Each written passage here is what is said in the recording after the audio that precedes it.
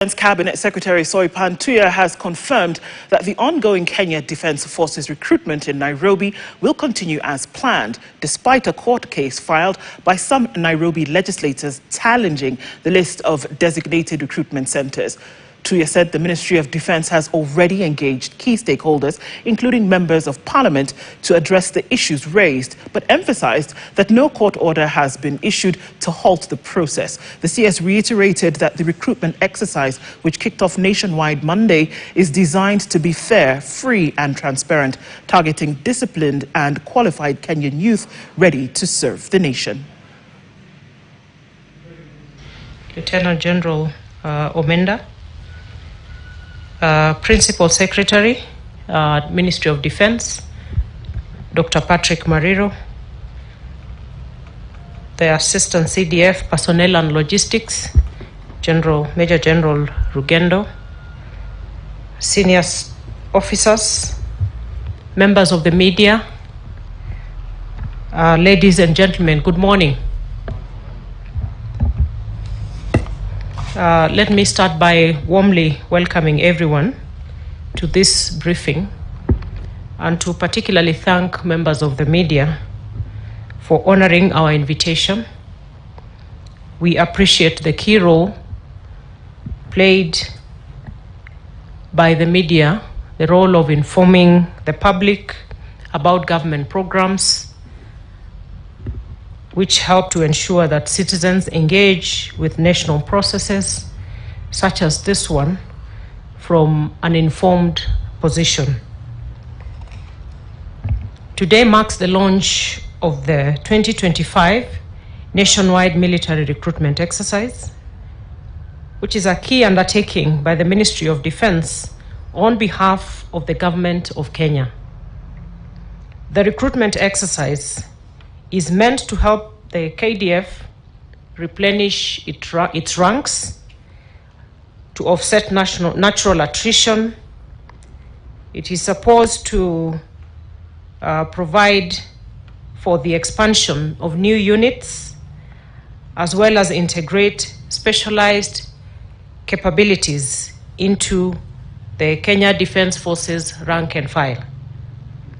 This recruitment is therefore not just about adding numbers to the ranks, it is about identifying the best of Kenya's youth with the right qualifications who embody discipline, patriotism, and the courage to serve a cause greater than all of us.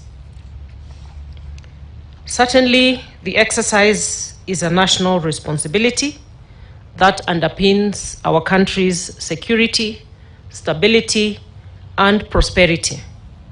Indeed, security forms the foundation for development, and development in turn sustains peace and progress.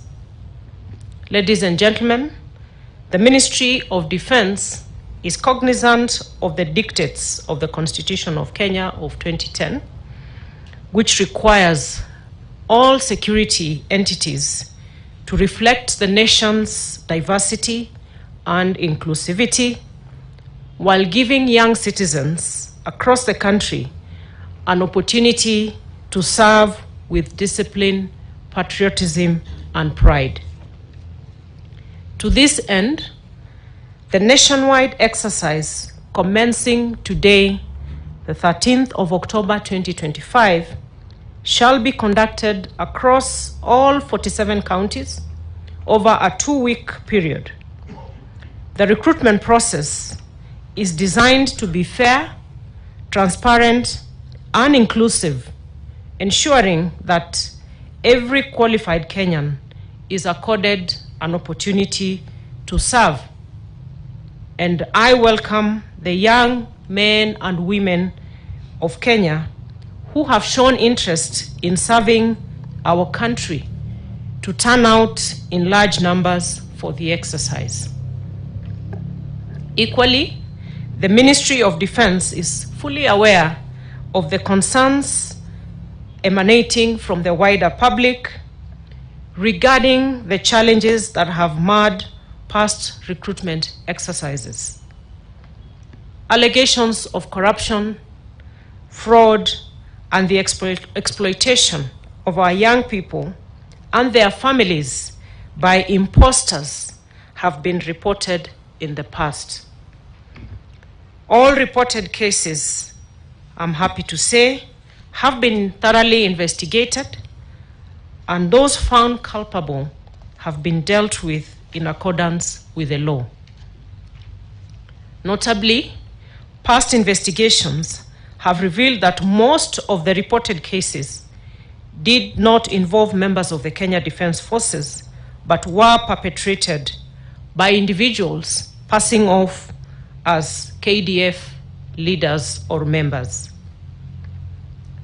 It is unfortunate that innocent civilians have been duped, and most of them have lost, many Kenyans have lost money to such individuals.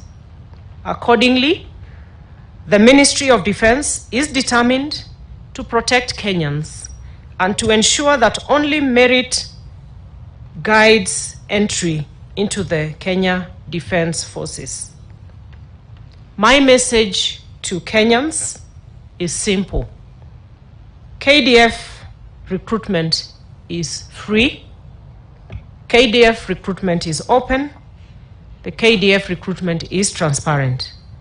And any attempts to influence the process by any party involved, be it parents, guardians, or candidates, will result in automatic disqualification and subsequent prosecution.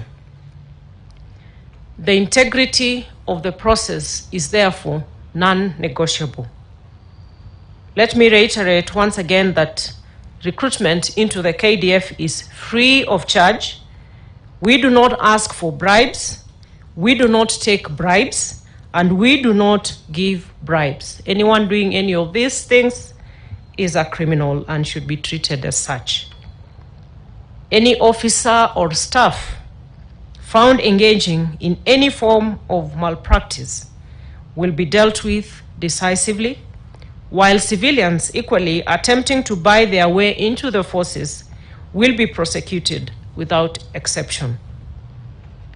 We want to urge Kenyans of goodwill, including members of the Fourth Estate, to please help us by exposing anyone asking for money in the name of helping anybody to secure